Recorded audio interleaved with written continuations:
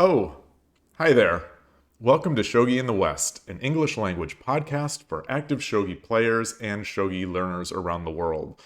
In this podcast, we focus on the topics and the people that matter to those of us outside Japan trying to find our way in the game. This week's guest is Danny. Danny is a regular viewer and supporter of the Shogi Dad channel, and that's how we met. Danny has only started playing Shogi in the past year or so, but with a solid chess player foundation, the growth has been steady. I checked some of my game history before the interview, and I see that we've played at least 5 custom time control games together on stream at Shogi Wars. And it's possible on Lee Shogi, but the Shogi Wars are the ones I found. And each time I've been struck by his improvement and his overall game aptitude. I'm really excited to talk today with Danny and to learn how he is approaching the game and how to get and to get a look through the eyes of another recent member of our small but growing gaming community. So, Danny, welcome to the podcast, and have you played any shogi today? Thank you for having me on. Yes, I have. I I played another 6Q and I won, and it was I'm doing my one game a day method, and it's working out. It's working out well. I've played over 60 games on Shogi Wars and 10 on 81 Dojo, and so the I learned the rules about a year ago, but I've only been playing like regularly for about 4 to 6 months, I think, and I'm really loving it and enjoying it. And it's not breaking any records or anything, but being consistent and just doing the game a day has helped me a lot. Yeah, I think the consistency is really key just to keeping the progress going. There are numerous examples I think that I can think of people who they start out you start out in that sort of blaze of just kind of glory or whatever, but then the games fizzle out as days get missed, and it's very easy, like in any hobby. I think it's very easy to get gung-ho and just all sorts of excited about it early, and then you miss a day, and then all of a sudden it's 2 days, and then you're like, oh well, I've also got this other thing, and you kind of miss it. So I love that idea of trying to spend one, like at least a game a day, and it doesn't sort of run the risk of burnout as some people will get early on. Yeah, that's one thing I've noticed in different hobbies I've done where like I don't enjoy the process as much. I try to make optimal programs, like optimal workout programs or exercise programs, or like chess training programs. Oh, I'm going to study Karpov and I'm going to study this classical player or what have you. And it's like I'm having less fun than just playing the game, and then it kind of fizzles out. And now and just I mean, maybe if you're trying to be like a world champion or a top player, then it makes sense to have like a quote unquote optimal program. But for just like for me and regular your average player that's just starting, it's or just has modest goals. I think it's good to just have to focus on fun and consistency, and it may not be the most optimal way to do things to just play like pick up 10-minute game a day, but I enjoy it a lot, and I'm having a lot of fun. Yeah, I think the word optimal sometimes gets thrown around, and personally, like it's optimal for the person. This is a relative term for the person, and in some you're not, like you said, you're not optimizing to be a pro. It may be optimal for you to have fun and to continue playing the game. Like that's that's I think the goal is to enjoy it and to meet people and to play the game and and learn the game. And so maybe it is optimal, like optimal or not. It may not be optimal if your goal is to become a professional, but like that's none of our Yeah, goal. yeah. It's just. I mean, I'm competitive. Like, I definitely want to improve and get better with the time I can invest. But if I sacrifice fun for that, I know it's just not good for me in the long haul to sacrifice the fun. So I like maybe studying pro player games. My opening is quote unquote the best thing to do or whatever. But I or like solving high quality exercises. But I like playing too. So that's what I like doing. Yeah, yeah. And if you like playing and you prefer playing and you enjoy it, like I think I've said this probably too many times, but if you enjoy it, you're going to do it more and you're going to be thinking about the game. Like you may not be doing what sort of most people think is an optimal study plan or whatever. But again, if you are enjoying it, you're going to be more engaged. And I think you'll be more willing to do the other work when that time comes. So playing, just playing, I think is it's not unmissed in these discussions, but it's sometimes underevaluated, in my opinion, like in my ignorant opinion. It's it's underevaluated when compared to all the other ways of quotes study, that you study proper. Yeah, yeah, I completely agree, and I think it was Kasparov who said like the foundation. I mean, I know it's chess quote, but I think that the quote still applies. The foundation of chess improvement is the continuous study of your own games. Or sorry, it was according to Botvinnik's rule because he was like a student of Mikhail Botvinnik in the Russian chess school.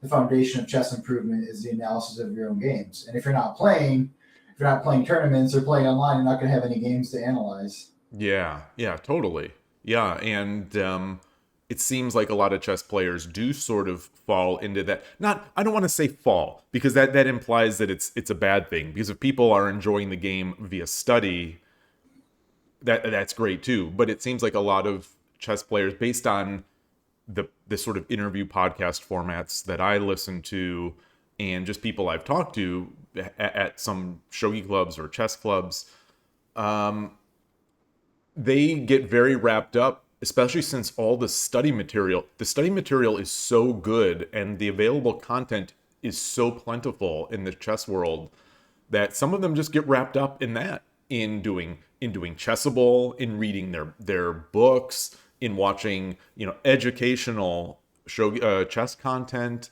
and they don't play so much, so their improvement stagnates or they start getting worse, which leads them maybe to play even fewer games. And so in the end, the result is a player who is still very much in love with the game, but doesn't play as much. And that's fine. It's fine, but it's like for some people, like we're competitive or whatnot. You said that you're competitive, and I know that I certainly am. So competition is a huge part of it for me. Um, yeah, yeah, and I like seeing numbers go up. I like seeing progress, etc. Yeah, yeah, yeah. I'm the same way. Like my goal is to get as good as I can with the time I'm willing to invest while still having fun. That's the biggest thing. Is that I definitely feel that where like chess players will watch a lot of like chess content, like commentary and like passive viewing and or like even if they're doing solitaire chess and they're doing like hard like guessing the move of like classical games or whatever in their opening, it's not the same as like when you have even if it's online rating points like from Shogi Wars or chess.com, it's not the same. You don't have that same incentive to really push yourself for the same level of focus. At least for me, like when I play solitaire chess and I try to get some moves, sometimes I can concentrate as okay.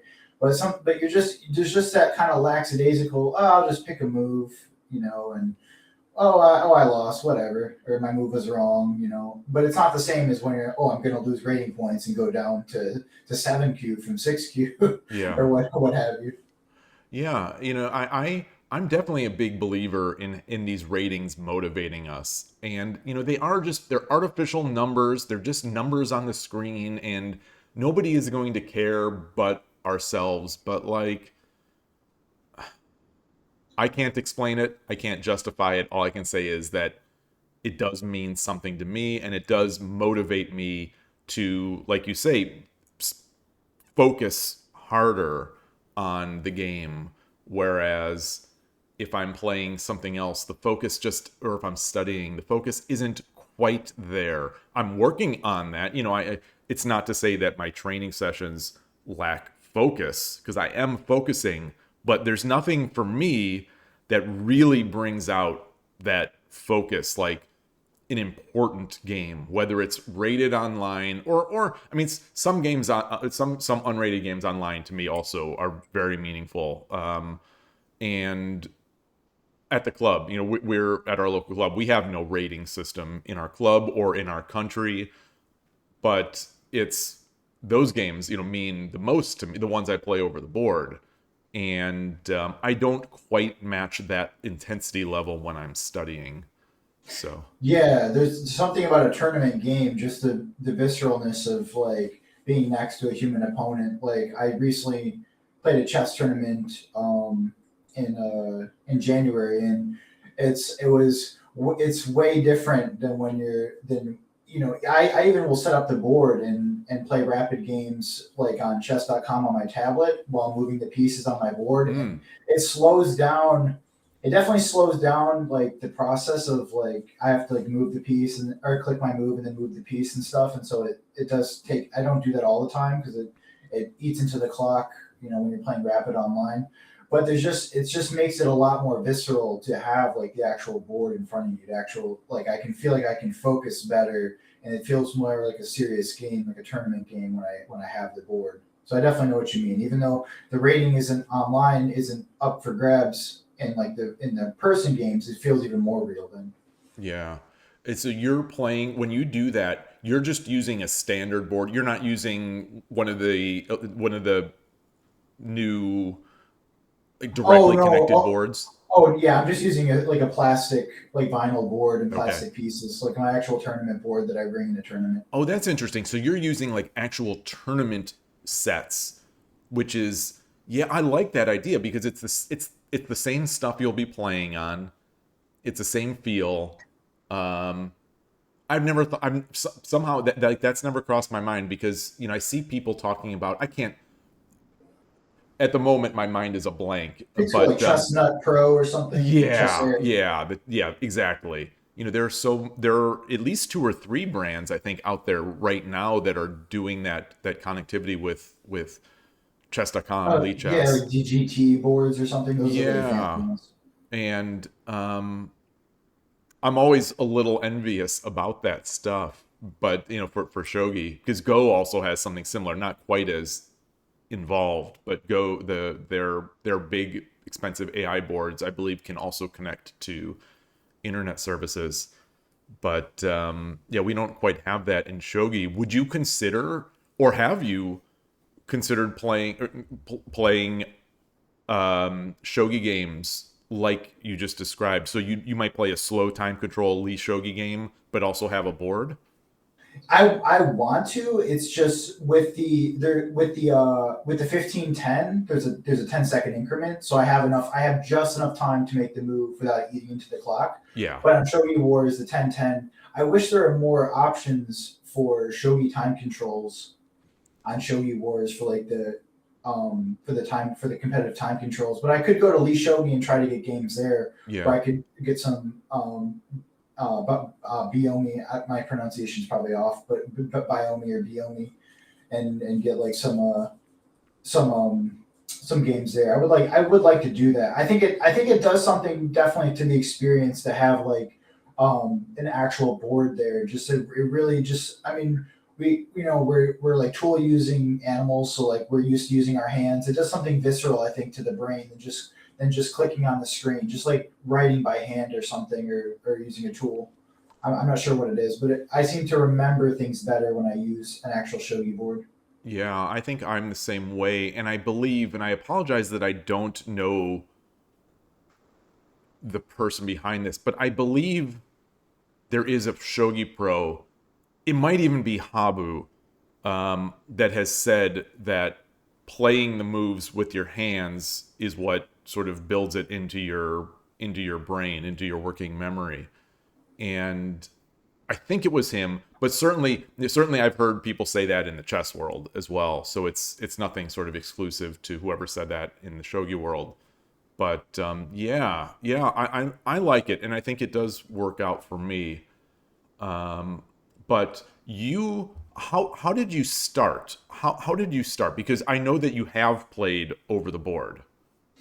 I have a friend who well the whole story is kind of a long story, but I'll give the kind of shortened version.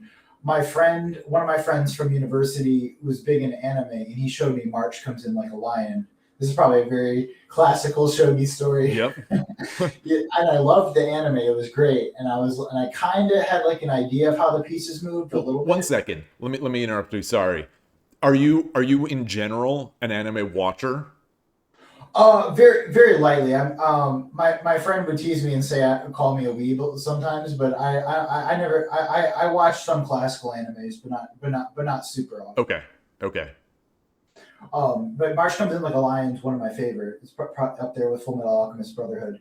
Um, so I watched March Comes In Like a Lion season 1 and 2 on Crunchyroll, and I was like, oh, that game looks so cool. And then I had a friend who was into chess. We actually did the Panera Rapid events together at Panera Bread, Hmm. and he got into Shogi, and he kept on saying, "Well, this game's much better than chess. I like this game a lot better." Huh. And then he taught me the rules to Shogi, and he would come over monthly, and we would play a bunch of different games. Like, because he's a huge board game fanatic. Like, he has so many different collections of he loves interaction in games and the competitive board games, and he like is a huge board game fanatic. He's got a huge collection, and so we always play like board games, like 3 or 4 board games a night. And shogi was like a staple because it was one of his favorites. And then as we played, and I kept getting my butt kicked, I'm like, I'm really liking this game a lot. I got to get better so I can put up a good fight next time we play. And so, like, for the last 4 to 6 months, I've been practicing every day and playing a lot more. And I beat him the last time we played, so I'm very happy about that. Nice. Is that the first time that you've won? No, I've won a here and there before that, but I'm just happy that I won the last one we played. Yeah. All right. So I feel obliged to ask the question. What pieces did you use when both of you were starting out? He first had the kind of plastic pieces that are not so didn't feel so great, and then I got a yellow mountain set, um, and then I think he got a yellow mountain set as well, and he also had like a really fancy Go board as well from Yellow Mountain, and so now we both have the Yellow Mountain set with the wooden pieces and But they're everything. they're kanji. Yeah, yeah, Okay, so they're the full kanji pieces. Okay. yeah. Was that difficult to get into? Was that like intimidating for you or for him? Do you know? Um, no, it wasn't. No, he actually studies languages a little bit, and he's a very smart guy. So he like learned a little bit of Japanese and different languages. So he was able to learn it very quickly. I didn't have problems with the kanji, except for I would sometimes forget when I would promote the rook into a dragon, or the bishop into a horse. Um, I would sometimes forget which if it was a rook, or when we first started, if it was a rook or a bishop. Yeah. Interesting. Okay, that makes sense. But I'm that was the only issue I had with it. I'm surprised that I was whenever I ask that question, I'm expecting someone to say something about the silvers. It seems like in my admittedly not too large experience of sort of working with new players, the silver seems to be the one that they surprisingly, not surprisingly, but that they struggle with. Just not being able to go to the side seems very unintuitive for most people. I think myself included. But Yeah. That's definitely when I was first learning how the pieces moved. I would sometimes the gold. I always remember the golds move orthogonally like a king, except for diagonal. And then I have to remind myself the silvers can't move orthogonally; they can only move diagonally. But it just but then I watched. I recently watched. I already knew how the pieces moved at this point, but I recently watched a Hidechi video. And he kind of had a good method of explaining it. He would show like the king, and then he would take off the 2 beads from the side for the orthogonal movement for the silver and back, and then take off the 2 diagonal beads for the gold, okay, which interesting. which I think was a pretty good method for showing it. Yeah, yeah. It's he puts those. They're like like like little bead things, like little kind of marble, the like flat colored, marble. yeah, marble or like go almost like colored ghost stones or something or jewels. Yeah. Yeah, yeah, it is good. It is good. Awesome. But so you started playing. What attracted you to so when you like it sounds like you started enjoying it almost immediately. Why? Or Well, that's a good question. I was always drawn to Japanese culture. I always loved anime when I was little, and but then when I was talking to my friend who got me into it, we were like debate. I was like thinking to myself, well, why should I? Uh, I'm already playing chess. And I'm also doing other things. And why would I take time away from chess to do shogi? But then as we talked, we just talked more and more about the game, and and then I just came to the conclusion: everything that people say that chess has, shogi has almost every game, like the swashbuckling mating attacks and the sad beautiful sacrifices. Sometimes in chess, you just grab a pawn, and at least in my opinion, you can kind of force trades, and you get rewarded for stabilizing static advantages. And not every game. I mean, there's always going to be outliers where somebody can do some dynamic things. Maybe like 20% of the time, there's some more dynamism in the position. But in shogi, that's like every game. There's more dynamism in the position, at least in my opinion. yeah. So that is what appeals to you about it.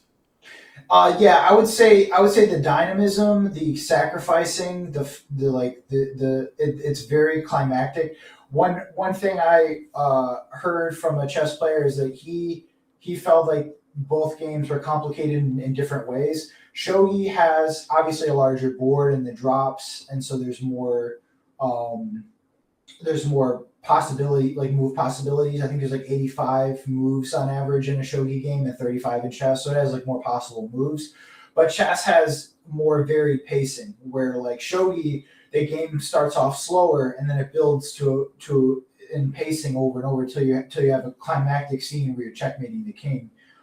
Whereas in chess, the pacing can change throughout the game. You can have a very slow maneuvering game, and then it builds up at the end, or it'll slow down again, and then so it has like varied pacing for the game.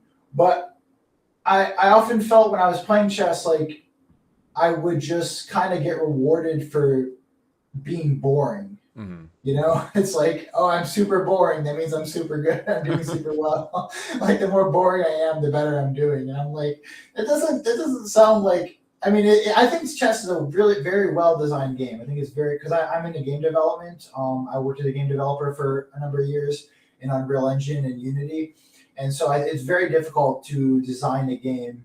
So I give a lot of respect to any game that even functions. I think is like probably better than most games, right? Because most games aren't even playable. And I think chess is a great game. Um, but just shogi seems to reward. You know, sometimes you oscillate your rook back and forth, and sometimes I've had games where I click the game review feature on chess.com and it'll say that's the best move. It's just oscillate your rook back and forth. I've never had that in shogi, or very little, where it's like I just do nothing forever, and it's like, oh, good job. Yeah, yeah. The concept, I think the concept of waiting moves and things like that, they exist in shogi, and I believe there is the concept of waiting moves, but it seems to be far more rare where that's like the strategy to do. Yeah, so it's interesting that how these games appeal to different people because some chess players may be hearing this and be like, "Well, I don't want all that chaos. I like the structure that I like playing solid pawn structures and grinding out wins, against my opponents or forcing them to be too aggressive." Like I think some people really that appeals to them. So when faced with shogi, that it's just maybe it just appears like chaos or just sort of aggro. It's like super aggro chaos once the opening is done, and maybe some people wouldn't be interested in that. But yeah, you already touched on something that an area that I was going to go into, which is that question of I already play chess. I'm good at chess. I've invested all this time in chess. Why would I play shogi? And I think so. I think you've done that. If you have anything else to add to that kind of discussion, Well, I also think. Oh, sorry, I didn't mean to cut you off. no, that's it. That's it. I also think in chess, like there's I know we've discussed the draw thing, but I think there's other things. I don't want to bring up the draw thing, but there's other things that bother me too. Like you get a touchdown with your pawn, and then you're kind of dommy mommy them with your lady friend, and I'm just kind of like, why am I'm getting rewarded for grabbing pawns, trading down to an end game, and then getting them with my lady friend at the end.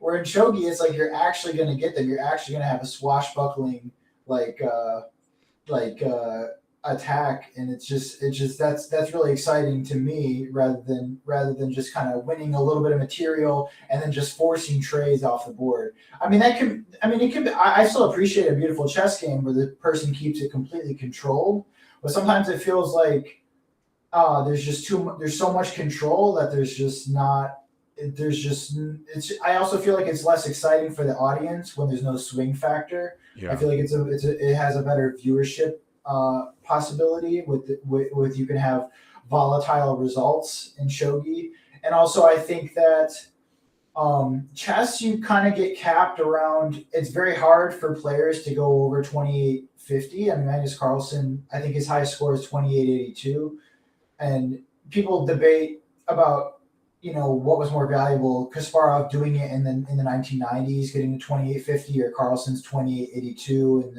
in the 2010s or whatever.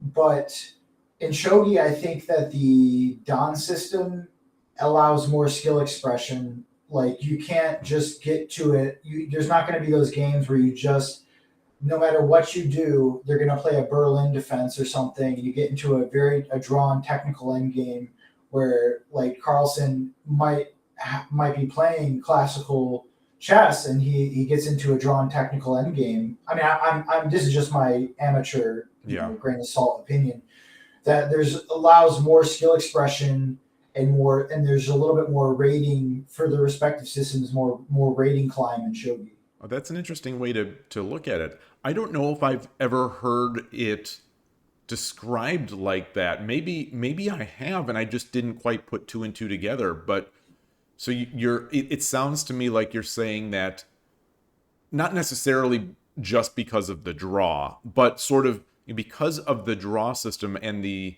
nature of the game of chess effectively being a draw. Um, the ability for the best player to separate themselves from the lower players is lower.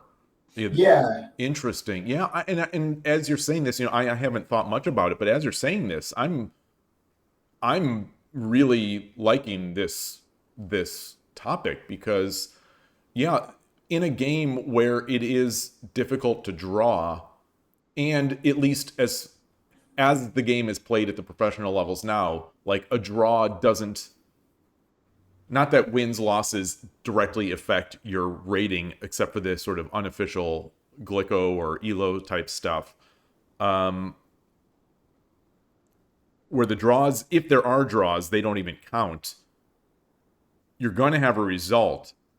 So if you are better, you're going to you're going to you're going to have headway to separate yourself from the pack. And I suppose maybe until relatively recently, but like, Fuji has probably done that. I don't know what their elo glico, those unofficial ratings look. I don't know what that gap is between 1 and 2. I assume it's huge, but I don't know. But that's fascinating.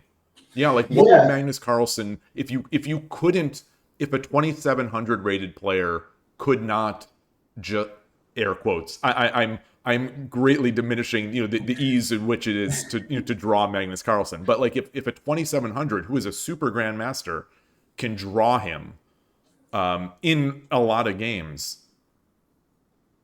it's going to be hard to progress up that rating number because those draws are going to destroy his rating. yeah, exactly. And I mean, there. Oh, I didn't mean to cut you off. Mm, that's it. Um, The when I played in the last tournament a month ago, I had a player offer me a draw 5 times. He got it, but it just was like I pushed so hard to try, and I had such a good position, but the game tends to it tends to stabilize because it rewards static advantages. It tends to lean towards the draw if if both players can stabilize, and he made a fortress, and so it's like even though I felt like I was outplaying him most of the game. I mean, obviously Magnus Carlsen's experience is vastly, you know, different than mine, of course.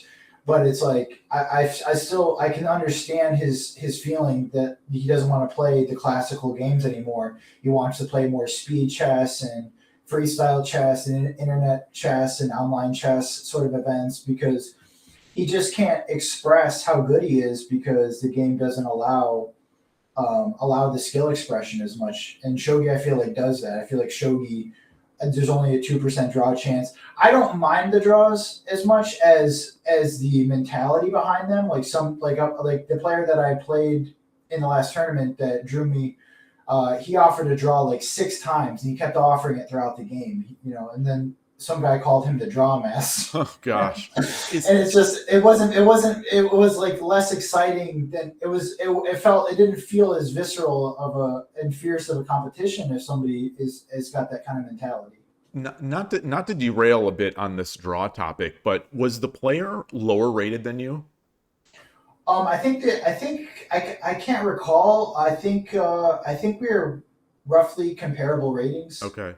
I was 1596 and it was the under 1600 section, so I was kind of the top contender in this section.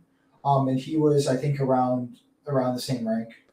The reason I ask is that in these chess podcasts that I listen to, it seems to be a relatively common theme that you generally try you don't accept draws from lower rated players. If you're the lower rated player, and I don't know if this is if I'm getting the right ideas from it, but if you're the lower rated player, you can offer a draw, but don't just keep offering draws. Like there's etiquette in these games, and I feel like 6 draw offers, like 5 declined draw offers. That's a lot of draw offers. That seems like it's verging on jerk area. I don't know. I don't know, because I don't play, but it seems like based on these podcasts, like if you're lower rated especially, you can make a draw offer, but don't continue making the draw offer. Yeah, I agree. I think that he would make the draw offer like a few times, and then he started saying my draw offer still stands after he make a move. And I've never heard somebody phrase it like that, but he just really he didn't come there to have a fighting game, it felt like. And I kept pushing, but I pushed as best as I could to try to squeeze something out of the position, but he just had a really tight defensive structure at the end, where it's a defensive fortress. And I mean, I would never do that to another player. Like if I ask them, I generally don't like offering draws. I'll just kind of play it out till the end, usually.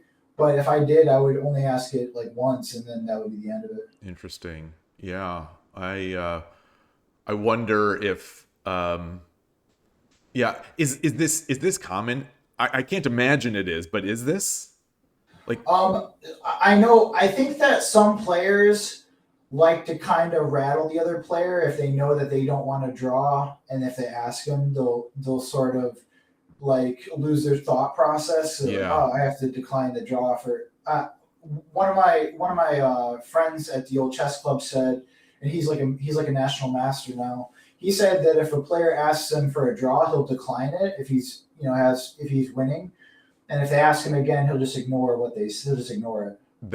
I think that's one of there's a chess podcast that's called The Chess Angle, and it's been brought up on the podcast and on my stream before, but he's like a 1700 level tournament director in New York, and I think he has said basically the same thing. Like he gets pretty stickly about these things, and said he will just not respond to the draw offer. He'll make his move. You don't have to respond. And it sounds to me, based on what he has said, that even saying things like "your my draw offer still stands" might be against the rule. Like, you're not supposed to be talking to the other player. You could offer a draw, but that almost is getting into a conversation. It almost also sounds to me like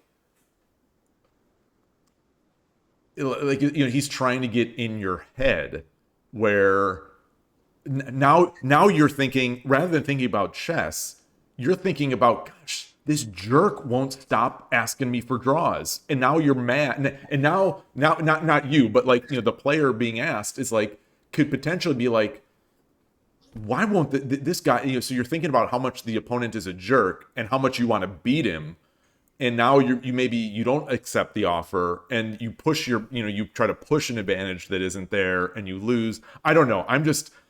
It sounds like it's a whole meta game, like that kind of Yeah, gamesmanship. yeah, I completely agree. And I mean, I like to keep the action over the board. I genuinely love playing. I don't like eating loud apples and or like or something next to my opponent while they're playing, or any or like some one player I played used like a very brightly colored vinyl board. Like they had like a burgundy board, and I'm Yeah. like, this is like I'm like gonna get epilepsy from looking at this thing for 2 hours. Oh boy. Yeah, the mind games. Yeah, I don't know if we have much of that in the shogi world, at least in the Western shogi world at this point. I haven't seen much of it on display. I've talked to people about it. Like the biggest, I think the biggest sort of mind games that I do or have seen is, look when there's a critical position on one side of the board, focusing really hard on the other side. Like, you really want to make a move in this bottom left corner, but there's like a mate in one. Just think it's a tricky mate in one or something up in the top right corner, for example. Like, you want to try to draw the opponent's attention away from something. I sometimes think about that, and I have done it. Um, Yeah, yeah, or like you're like, oh no, my queen. yeah, It's like exactly. there's like a back rank mate or Yeah, something. yeah. You make a sacrifice, and you're like, oh, or yeah. I can't say I've ever done. I can't say I've ever done that. Like, really over dramatically. I have definitely let out a big sigh when I have made an intentional sacrifice. I've gone, kind of thing. Uh, Yeah, that's great. I don't know if I've ever done. I don't think I've ever done the oh no, my queen. But I know like the chess bras do that. mm, They'll like like react to their queen hanging or whatever or something. Or and in Shogi's case, if they checkmate your rook, you're like, oh no, my rook, and yeah, then you fold on the head. it's fun. It's fun. That's cool. But you're still active playing chess. Like, you still love the game. You're still active. You just said you did it. You placed well in a tournament. Yeah, yeah. I play mostly shogi. I do like 50% shogi, 40% chess, and then a little bit of go, maybe like 5 to 10% go on the side. So I play pretty much shogi and chess. Half and half. Okay. And the Go playing you do, is that with the same person? He used to play Go, and he got very into discussing the Comey handicap and such like that. And I just I would play with him, but he lost interest in Go, um, and he kind of for the same reason that I like Go. I think it's a wonderful game, but it just doesn't feel as it just feel doesn't feel quite as good as Shogi to me. Yeah. Yeah. All right. So what are your goals? Do you have any goals in show, like, Yeah. Yeah. I want to get, as I said, I want to get as good as I can for the time I'm willing to invest, which is maybe like actually quite a bit of time, like an hour in shogi and an hour in chess. That's 2 hours, a day. If you do that consistently your whole life, I mean, that's quite a bit of time. And that's complementary. Those are complementary skills as far as I'm concerned. Yeah. So I mean, I would like to get to first dan, and maybe at least I would like to get to first dan. I would like to break out of the Q level eventually. After that, I'm not sure. Yeah. Yeah. So your plan then is to continue either to play. Um, you are doing sume puzzles, right? Oh yeah. I love sume. They're like the layups. I remember Jesse Cry. He's on the Chess Dojo. He Yep. talks about the Polar mate in ones and twos and threes, and I thought, oh, I every game has to end with a checkmate, so I should focus on the sume, for just starting. And so I started with the mates in ones from like this. I can't remember it was from Nekomato. It was there's the cat book, which is like what pieces you need to mate, and then there's the other one, which is like the mate in one. So I did all the mate in ones in that one, and then I started using Play Shogi's mate in three puzzles, and I've Nice. just been doing the layups. Very nice. Yeah.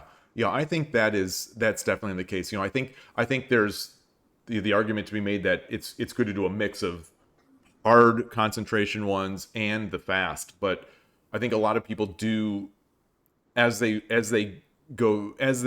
progress, they seem to drop off the fast, easier ones, and I do think that's a mistake. It's interesting to see that Grandmaster Cry also that promotes that kind of thing. Yeah, I think it's good to warm up with it, and then guilty a little. I'm a little guilty because I don't push myself to do like the harder problems like beyond five sume, Mm, but I should do that. I should push myself to try to. I mean, but I find the five even like pretty challenging at my yeah. level. Well, and even three, there was as I was going, as I was um, moving up a little bit through the Shogi Wars levels. Um, not all Mate in 3 books or not all Mate in 3 problems are created equally. And there's a book that is, at least on the surface, from Watanabe, the legendary professional in Japan. And these Mate in 3s were extremely hard. And I would be doing them sort of a lot of times I would go to like a coffee shop with my daughter or something, and she would do something. I'd be doing sume problems or playing on Shogi Wars and drinking the coffee, and like some of these problems would take me like honestly, without exaggeration, 20 minutes to solve a mate in 3. It's kind of frustrating. It's like I just need to make two moves. I just need to make two moves, and it's taking me 20 minutes, and I still haven't found an answer. Oh yeah, And no, and that was when I was in the 1 to 3 Q range on Shogi Wars, and yeah, it's tough. So some of them are fast, some are slow.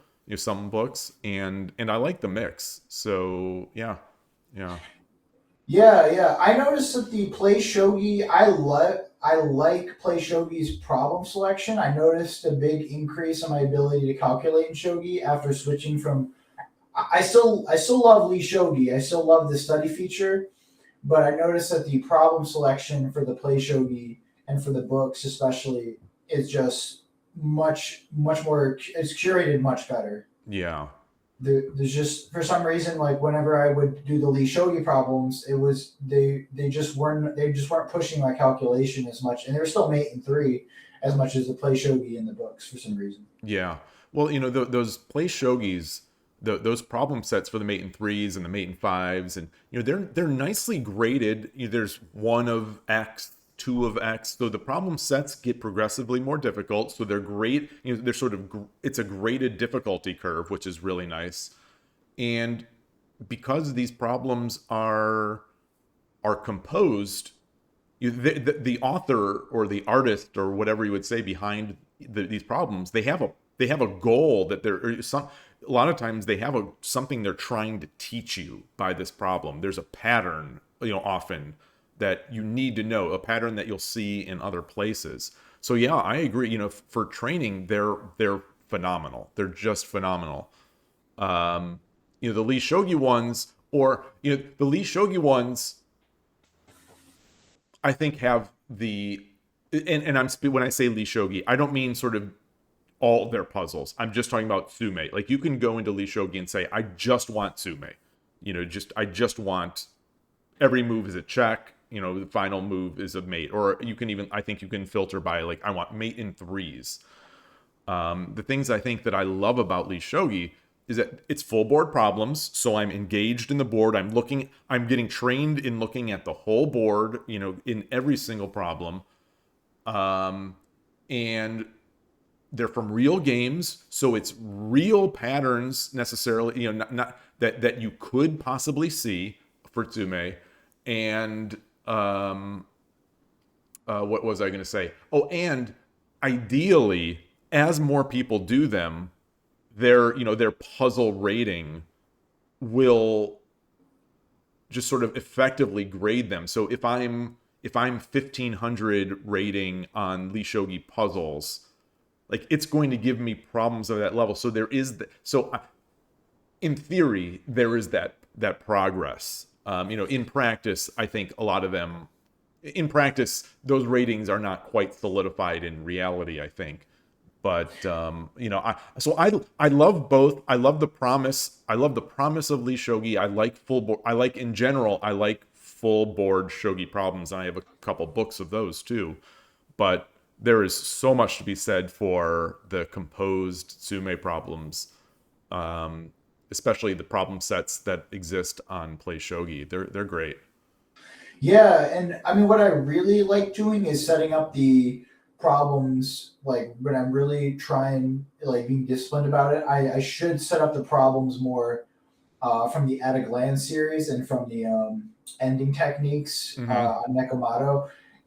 I mean, sometimes I just I'm like, oh, let me grind some problems on Play Shogi. But if I was really doing it, I should be like, because sometimes you can kind of guess. This is like the argument, I guess, against tactics trainers on chess.com and different tactics trainer type websites where you get to move the pieces there instead of fully calculating it out. Sometimes you kind of like, I can't see the answer, so I'll kind of guess Yeah. and like, oh, I got the first move right. Okay, that makes it easier.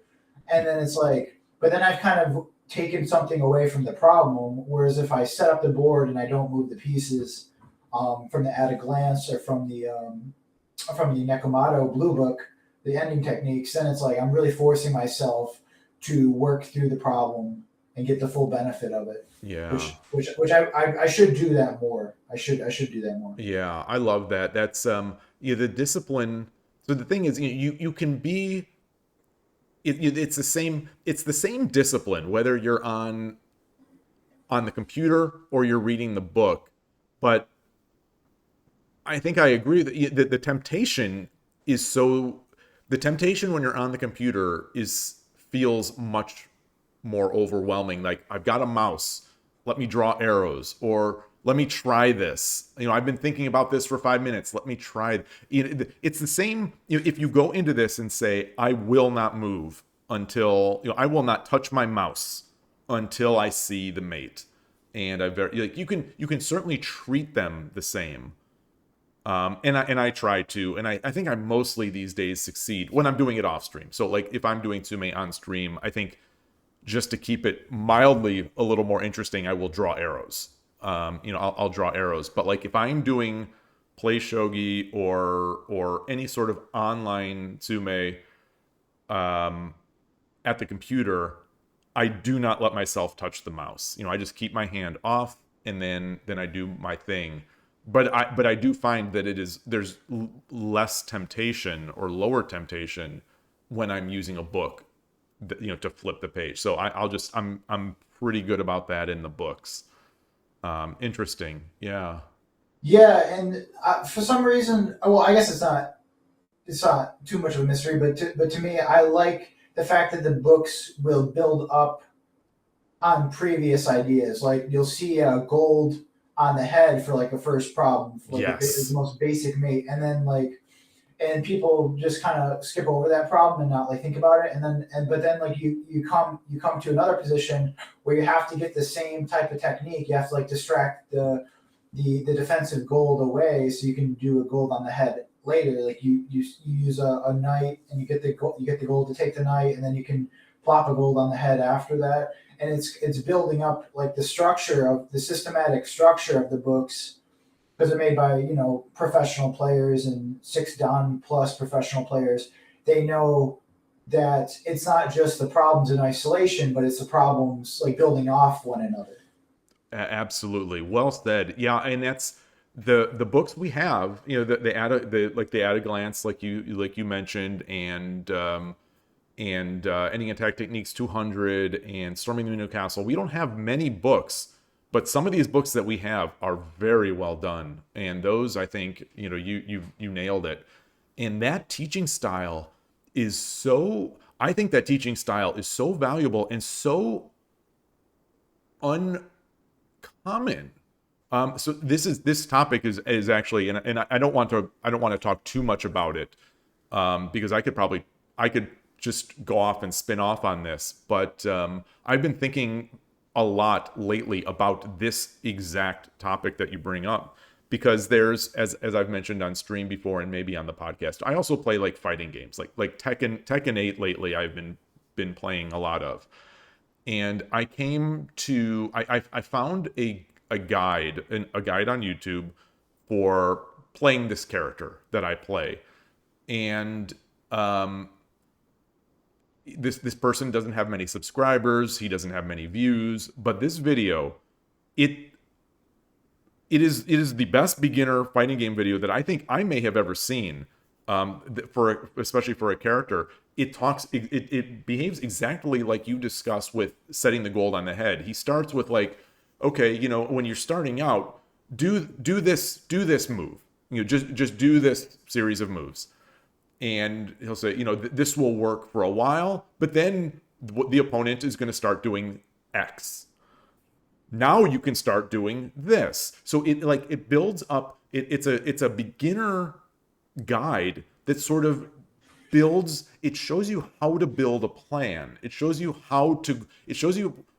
not just here are things you do in isolation, which almost every other user guide I've ever seen does. It's like, here's the gold on the head. Here is now what if you're in this situation, but there's a gold defending and you have a knight in hand. Oh, now you can drop a knight to lure the gold away. Now you have a gold on head. So it's, these problems, they build on each other.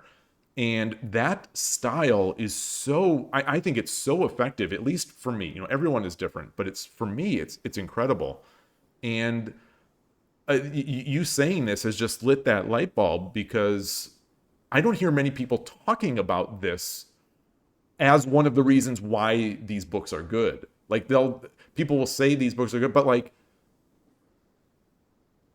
you use it, you sense it's good, but I don't hear people saying it's good because you build on these ideas. And so maybe this is for anyone who's thinking about writing a book.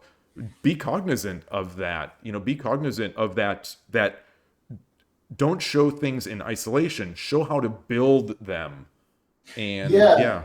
Oh, sorry, I didn't mean to cut you off. Well, I was just going to keep saying that there's a chess book, and I've talked about this one before, but it's called Tactics from Scratch, and it's written by, I believe, a German national master. I don't recall exactly, though, so I apologize. I probably shouldn't have even mentioned. But chess tactics from scratch, and it doesn't just say, here's a pin, here are a bunch of pin problems. It shows you how to build the situations that create the pins.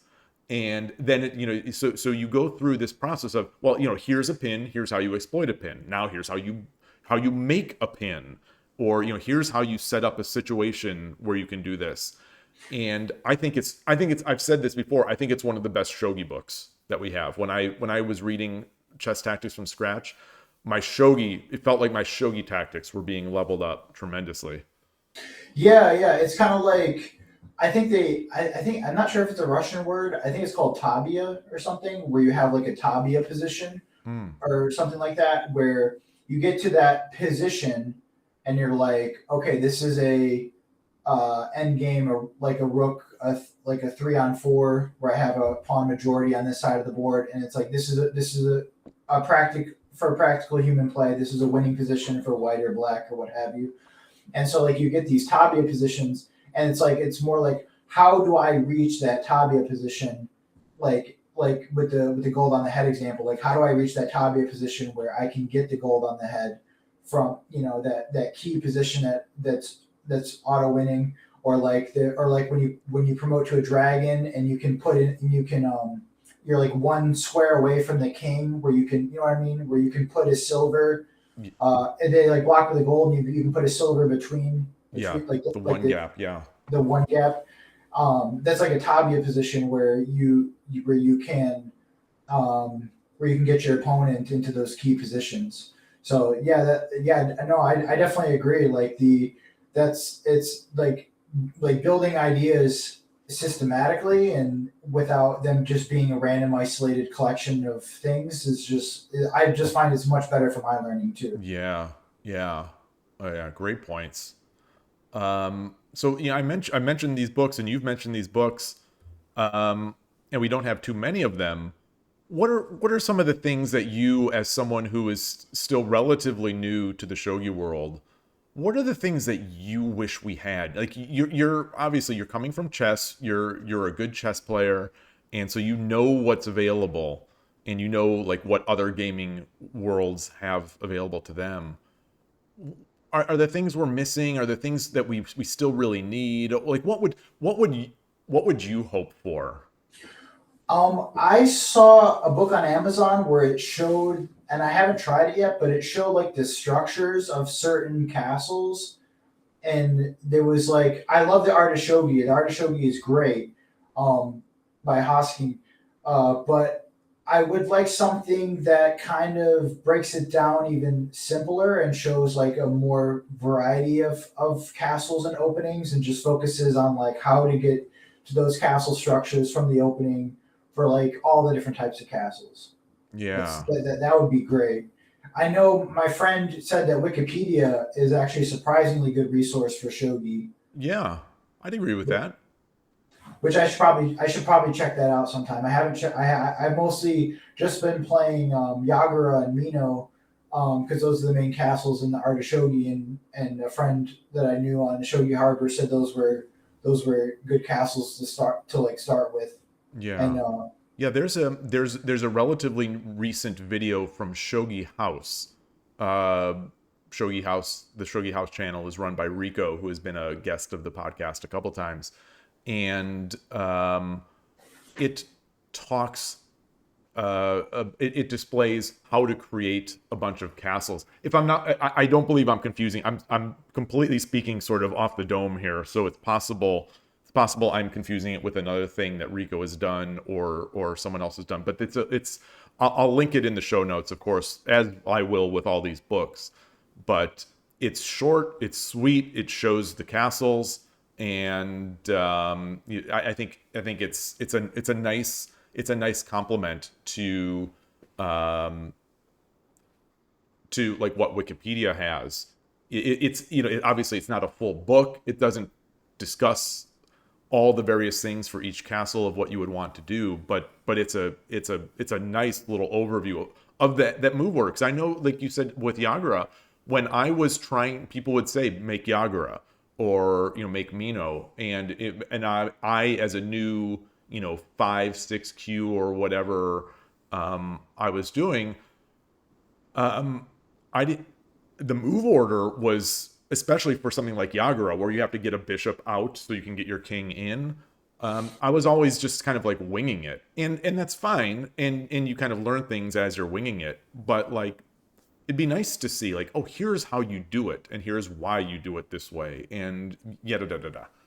yeah, exactly. Like I only recently learned get the bishop on the eighth or second rank so you get your king in there. Because I was putting it on, I was doing it in a weird way, and my friend's like, "Why are you doing it this way? It looks so. This is a really weird way to do it." And I'm like, Yeah. "I didn't know how to do it any other way." Yeah, and in our games, the games that we played together, and I mentioned that we played. I think we've played at least 5 on Shogi Wars because I found 5 on Shogi Wars with limited digging, and I remember I opened up a couple of them, and I remembered the situation. It sort of immediately sort of flowed the memory of those games flowed in.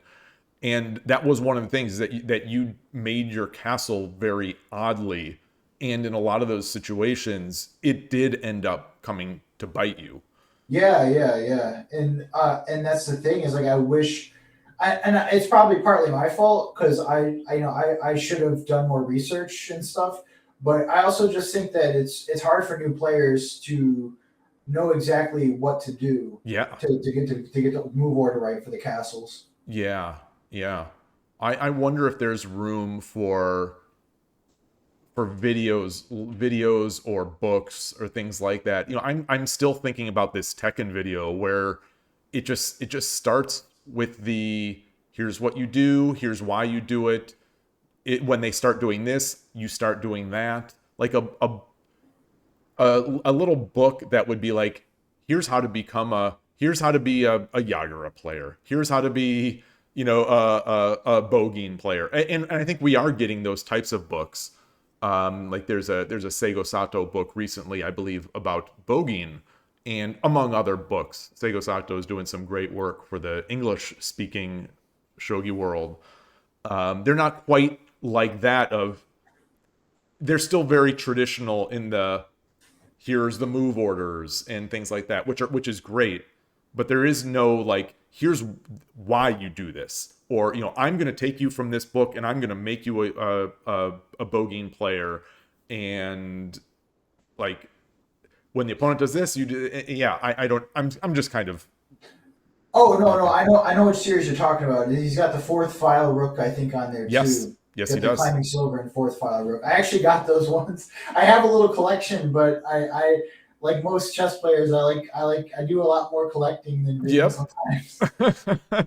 Yeah, yeah, it's I'm the same. I love having books, and I love supporting the people that are doing the work in the shogi world. The few that are out there making books and things like that. So it's like, I want to keep them doing it, even if I know I'm not going to play fourth file rook. I kind of want to support this idea, and then heck, maybe I will start playing fourth file rook at some point. Um, and just because I like reading about shogi, even if it's a lower level book or whatnot, I like reading about this stuff. So that's fun. Yeah, and I mean, I think that for a lot of games, like if you're in it for the long haul, like you don't have to play every opening or anything. But I think I noticed most of the top players in chess and shogi, they play a lot of a variety of different openings. They're not, they probably because they've seen so much and they don't want their opponents to like prepare for them. But I think I used to think like, oh, you should just play like one or two things and just kind of lean into that. And but I think if you're in it for the long haul, you should have fun. And if you want to try a different opening or try a different style, I think it's worth investigating because if this is one thing David Proust said on Chess Dojo, he says that he gets his students to play a variety of openings because someone might play an opening where they win a pawn on like the queen side. They like do a minority attack and win a pawn on the queen side by, um, and then it's like they think, and that's a very important pawn to win in that structure, and so they think all of chess is just winning that pawn or doing that thing, and then they have a very narrow view of what chess is. And I'm sure it works kind of similar for shogi, where if you just play one thing, it's like, well, this is always good no matter what. And it's like that Yep. may not be the case. Yeah. Yeah. Yeah. I wonder about that too, especially with good players. So sometimes it's like, do these good players actually know these openings, or are they just so good that they can do anything and still win? Against lower players. I think there's some of that, but Yeah. It's interesting, and I think playing more, especially for some people more than others, but playing different openings and playing a variety, um, is fun on its own. It keeps, even though, yeah, I say that I'm sort of playing devil's advocate in a way, because like I could play the same types of things for, I'm a boring person. I could play the same thing forever and I'd be okay. But it just, even though there's so much variety in one opening, I think some people do get a little bored of doing the same sorts of things, and they want to see different positions, and that's it's awesome. And so anyway, so along with that, what anything else, like what else do we need from your perspective, or would be nice to, not necessarily would need, but like what would be nice to have? I think that well, let's see. We addressed the books thing. I think that like if somebody came into the YouTube community like and updated, I mean not updated because it actually did great work, but kind of like made newer videos to like walk players a little bit more quickly. Because I was watching the Play Shogi series on Hideshi's channel, it felt a little slow once you already knew how the pieces move. I was kind of I mean, I guess it's for teaching new players that are just starting, obviously, but it's like, but, once you get to that initial stage where you're trying to go from like 6Q to Don level, like, you know how the pieces move, some basic patterns, you know how to do gold on the head and belly gold and, belly silver or whatever. Like, what are the next steps for an English speaking audience to like get to the down level Yeah. Yeah, like on there's YouTube? I'll mention these channels and of course link them again. Phoenix Shogi, Vince is doing some good work. Life is like life gets us all, and so there's not always as much time to dedicate to these things. But Vince has a nice series going on the Phoenix Shogi YouTube channel, and I think they're sort of what you're talking about. They're more bite sized, they're more targeted, they're higher production, but in 2025, it's videos are more clear, the sound is more clear, stuff like that. They're sort of technical upgrades to those. I don't know how old the Hidechi videos are, but they seem to have some modern sensibilities in how they approach uh, the content. And I Dream of Shogi hasn't done anything in a while, but like I think I Dream of Shogi's videos are fantastic in terms of sort of getting someone involved and being presented openings or whatever content he's presenting in an interesting way, sort of in an interesting and engaging way that has the viewer kind of wanting more. And yeah, they're great. I think so. I think we're getting some. It's just we don't. It's not like, it seems like the chess world. It seems like there's a new chess content creator like every month who's got 50 to 100,000 subs already coming through with a different style. And that's the thing. I was talking about this yesterday on stream. Is that um, every person responds differently to different kind of content. So it's great that we have Hidechi's videos, and so many people have come into the game through Hidechi's videos, and the work he put into that, and the work that he's done for the shogi world outside of Japan is tremendous, as much or more than anyone. And it's great, but his videos are not for everyone, and that's reasonable and okay, and it's not a slight to say, everyone has the kind of videos they respond to. Some people like Gotham Chess, some people like John Bartholomew, some people like hanging pawns, so there's all sorts of tastes, and people respond differently to different teaching styles. So the more we get, I think it'll be nice. It'll be nice. Yeah. I think what would really help new players too is just to be able to Because like on Lead Chess, you have a database. You can click the little book icon. You get a database. That would be great if we had like a database of like pro games all the way up to like the 1600s, like the first shogi games ever played. If we had that with like a database, that would be killer. You're preaching to the choir there. That is one of my biggest hopes that we get in the future for shogi. Actually, on the Discord, on the Shogi Harbor Discord, there was a small thread about it in my little channel just this morning about the Lichess Opening Explorer, and they've got it's an Opening Explorer that you can look at from pro level titled players. I think it's all the way down to 1600 level Lichess is their minimum. I'm not sure. Maybe it's 14. I don't know, but like you can filter. There are billions. It's like 5 plus. It's like my rounding error is almost like in the order of billions. They have billions and billions of games, and you can see what people are doing, how these openings play out. You could see what kind of middle game positions they get. You can pull out the full Kifu, not Kifu. You can pull out the full game record and play it over the board yourself. I think it's such a huge resource, such an incredible resource, and for the kind of people who like to learn, like I like to learn anyway. Like I like to play through these things. I like to experiment. Well, what if this person does this? What if the person does that? What am I thinking about here? What am I thinking about if he does this? And like Open Explorer kind of is brilliant for that. So yeah, I can't agree more with you than that. Yeah, it just seemed to me. I was always wondering, like, I don't know if I'm doing this right, and it's like, I mean, I guess I could go to Wikipedia, but it would be nice if it was like built into the actual software I'm using to Yeah. have it right there, where you can, and the lead chess feature, if you go through a game, it'll eventually suggest which game it is from that player, and you Yep. can insert the rest of the game in there. I mean, just to have that kind of functionality would be amazing. Yeah. And they have I think it's called S Shogi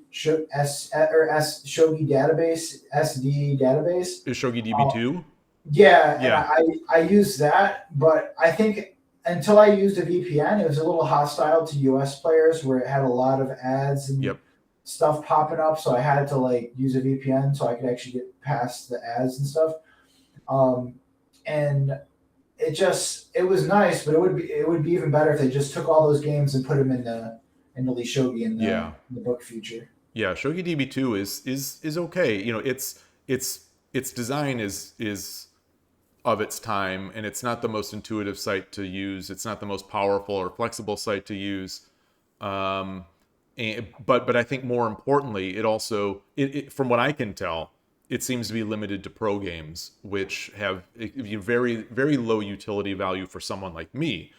Even when I was playing a more mainstream pro opening like Nakabisha, those games there was those games don't feature the same kinds of positions that my games have because I've talked about this a lot of times. I built my opening repertoire and I designed my Nakabisha game around a Shogi DB2 player who I learned to be Sato Mikana, the one of if not the greatest ladies pro who's ever lived. Just because I kept recognizing the kanji. Not many people are playing Nakabisha, I guess. Lately she was the most popular. Like I just kept seeing her kanji on Shogi DB2, but like downloading and reviewing, I probably had 50 to 100 of her games in my little database, and like my opponents that I play against would be out of book, or they would be playing something different than the pro on like move 2 or move 3 very early. So it's like the limited range of opposition that the pros put up against Nakabisha, it just wasn't useful to me, as someone who's an amateur, a low level amateur playing a lot of different people. So it's another one of these things. It's a start, but it cannot compare to, as far as I'm concerned, it cannot compare to like Lichess Opening Explorer. It's sort of not even, it's not it effectively for me, it's not even like the same tool. So Yeah, yeah, yeah, it would be nice. It would be nice. Hopefully, I think hopefully they add it eventually. I really, maybe once I get to a point where I'm feeling more comfortable, I might make some videos too, just to help. that would be, I mean, it'd be awesome. The more voices, the more different styles we have, the more chance that someone is going to click with that thing. And it's fun, and it's fun. It's rewarding to make things. So, oh, I like that idea. Yeah. Yeah. I would like to do some content sometime on YouTube. Anything else? Anything you're thinking of that we might be missing that would be good to have, and sort of possible, to have. Let's see, books, Lichess, database, more. I'm trying to think. I think that it would be nice if we had software, kind of like how Chess Base has like their own pro software. If we had like Shogi Base or Yeah. like real professional software. I don't know if the Japanese pro players have that kind of software, but like real pro software Yeah. with a built-in engine right into your computer, or like cloud Yeah. engines or something. I'm still a big fan of Shogi Home. I've been using it for a while now. I've got an old bad video on YouTube available that's essentially a clip from, or it's a cut out of one of my streams where I show how I use the engine with Shogi Home. I think Shogi Home is really nice and really powerful, but it's not chess based. It's not, it's not even, it's not trying to be. It's nothing like that, of that power. It's nothing like the power of Lichess. Um, but it's a nice tool. It's how I do my engine stuff, is with Shogi Home. And I manage sort of my kifus and my opening repertoires with it. So it's nice. But yeah, that I like you say, like a chess base-ish thing would be really nice. I don't know if Japanese players just don't do this kind of stuff. I don't know, it amazes me that, sort of going back to the opening explorer type thing, it amazes me that Shogi Wars doesn't have any of this stuff. Like, if they're the major shogi platform out there, and they have almost nothing in terms of learning. They have a side site that will let you run an engine against your Kifu, but it's so basic. It's so basic compared to like what's available on Lichess or chess.com. And maybe, yeah, I don't know. Maybe people just don't do Yeah, I that think stuff. I think I wish we had a show like the Queen's Gambit. Maybe if we had like because if we got to get the amount of interest to be able to make it profitable for businesses to um, invest into that kind of software and those kind of products, we'd have to have some kind of like big shogi boom, Yeah. like maybe not just maybe an anime, maybe another anime, but maybe like a Netflix series in Yeah. like that of like a show, kind of like the Queen's Gambit, Yeah. thing. Yeah, I would have loved and I've been talking about this for a while. Like, I would love a Netflix series about, the real life of Carolina from Shogi Harbor. She has it's an amazing and inspirational story of, this the only Western shogi professional. And I can't imagine that this isn't an appealing subject, but yet there, any idea it requires someone to be a champion of that idea and someone with skill to do it. So it's easier said than done. But boy, like, I would love to see something like that. And I think like, how would it hurt? It's like, how would I think it could only be good for getting people into shogi, versus that Miss King show, which I had such high hopes for, but was such a letdown, on Netflix.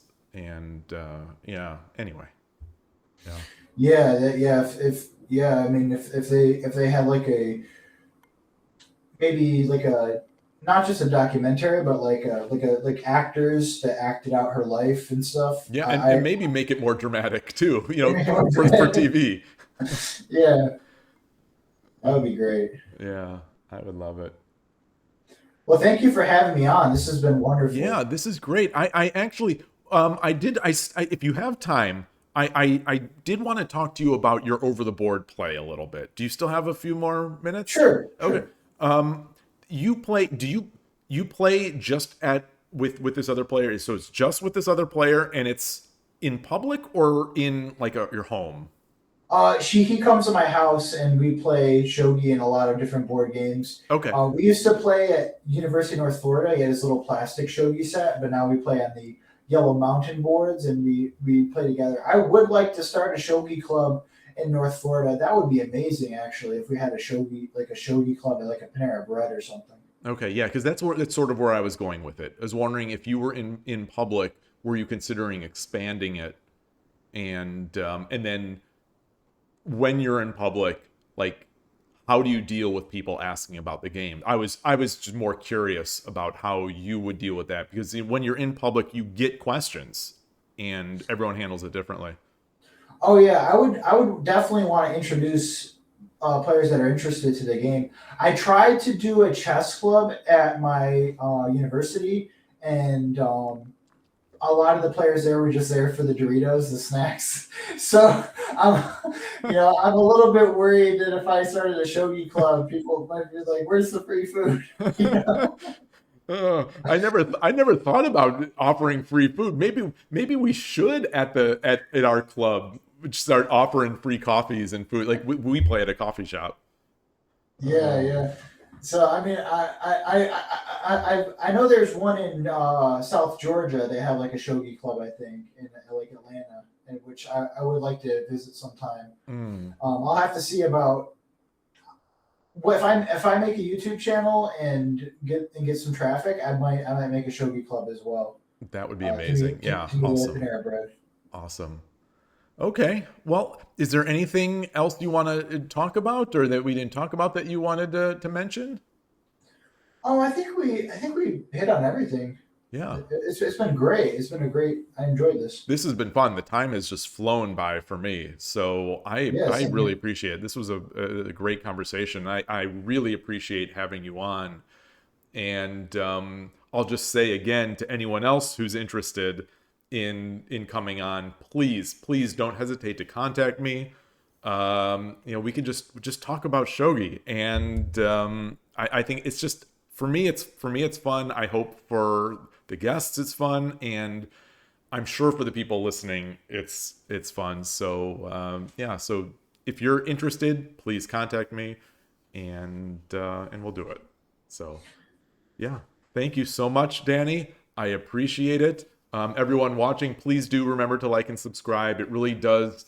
I am told, and the evidence is there. It does help to grow these channels. It does help to get shogi in front of more people. So please do remember to like and subscribe to the channel. And I will see you next time. Thank Thanks. you for having me on. All Thank you. right. Take care. Good luck to you in your shogi growth, and I'll see you on the stream. Take care. Bye.